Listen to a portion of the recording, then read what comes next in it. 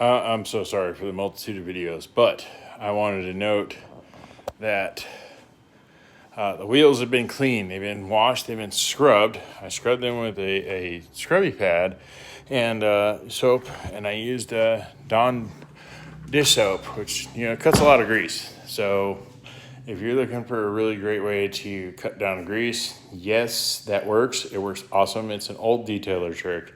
I owned a detail shop years ago, so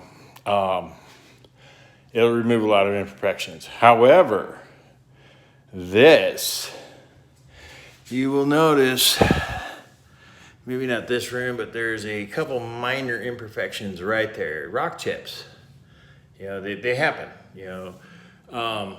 My boy Brandon, there's a little wet right there still, so we're still drying. My boy Brandon, he drives enthusiastically, and he should. He drives a sports car, he drives a WRX, and him and his buddies, they get out and they get hauling, and I'm all for that. And on the flip side of it, though, you get nicks and spits right here.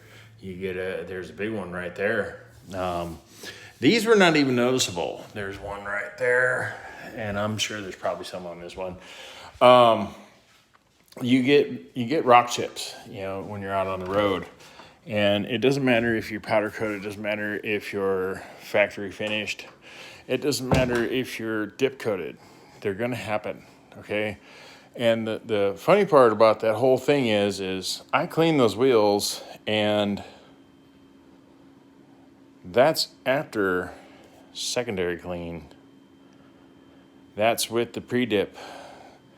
I cannot tell anybody in the world how important doing pre-dip is. I foamed them. I bought the foaming formula, and I'm a big fan of it. They have a standard sprayer. You spray it on the rag, you wipe it in there. I'm more about the foam. Tape your wheel off, foam the living shit out of it, and sorry for my language, foam it to death, and just have at it. Let it do its job. It is going to clean those wheels. It is going to deep clean those wheels. There is not an ounce of grease or dirt left on those wheels anywhere, inside out. And you saw the rag. It's dirty. It's got crud on it. This is after being washed. And, look at that.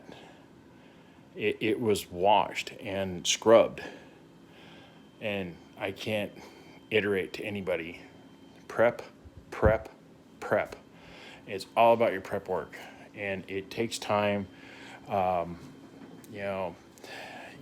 you want to have something come back in 2 months, then cool, But if you want to have something that's going to go out and it's going to show off, and people are going to be like, "Man, you did that?" Yeah, I did that. Okay, so or my boy Brandon's going to go out and he goes, "Look how much work I put in." My boy put in, taped these wheels down, and he cleaned them, he scrubbed them, and then he went through and he did this, and he found all this extra stuff, and in the end, he leaves happy. He's going to have a good quality, solid piece that he's going to be able to live in and look at for the next year or two, because he said he was planning on buying wheels in like a year. But 10 months down the road, 12 months down the road, his wheels are still going to be perfect, and if he wants to get them dipped or he wants to get them powder coated, they've been protected up to this point. I'm not dealing with excess damage, and that's our goal right there, is we are protecting him from having more excess damage.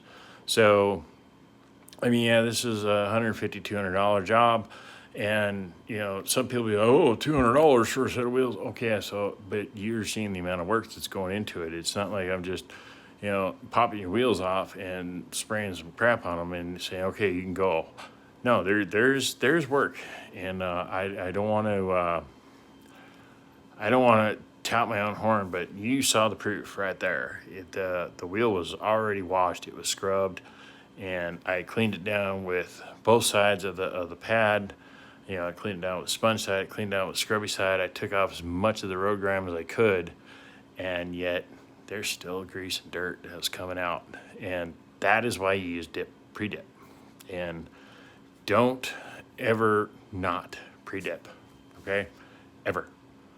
If somebody wants to, oh, I just want to get my wheels sprayed, man, don't stick your name on it, because in 2 months down the road, that stuff's gonna come flying off while they're cruising down the road. I dipped my wheels, my hubcaps, and I threw my own standard clear on it. I'm doing an actual dip clear on these instead of base clear, and mine look pretty good, and I learned a few tricks along the way, so I was like, oh well, at least it was my own stuff.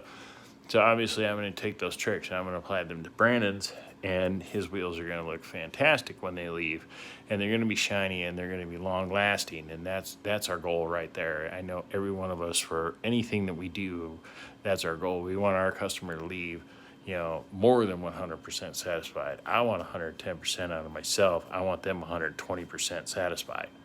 So if you're planning on adding any dip in any way, if you want to just do cars and you want to use the big sprayer, get the dip wash, man. Just spend the money.